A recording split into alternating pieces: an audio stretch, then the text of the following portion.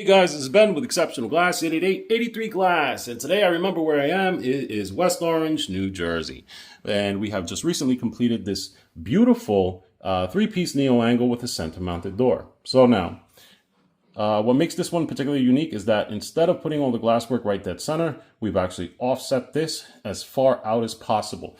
The reason for that is we couldn't put a door here because there'll be a cabinet here on this side. We couldn't put a door there because there's a freaking toilet right over there. So it has to be that the door goes right here in the center. But as you see, it is a very small bathroom. This was the maximum space that the builders could make this custom Neo. So this door is approximately 18 and a half inches, still passes code, still has plenty of room to going in and out. And this is the maximum width possible for this particular enclosure. So on this enclosure as well, we have a 1/2 inch panel there, 3/8 inch door here, and a 1/2 inch stationary panel there. So I get a lot of questions on my YouTube page. Ben, why do you use 3/8 door when everything else is 1/2 inch? There is a reason for this. If we made this 1/2 inch, then all that's doing is adding more weight onto this panel. You're going to get more movement. And since it's low iron, you can't tell the difference through the surface, okay? You'll only be able to tell from the edge work. Here, you'll be able to see it's 1/2 inch, and then there, you'll be able to tell that the door is 3/8.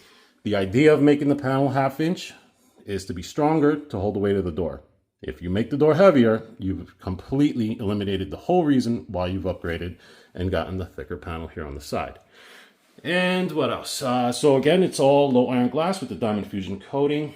All the hardware here is in polished chrome. Everything is square, super modern.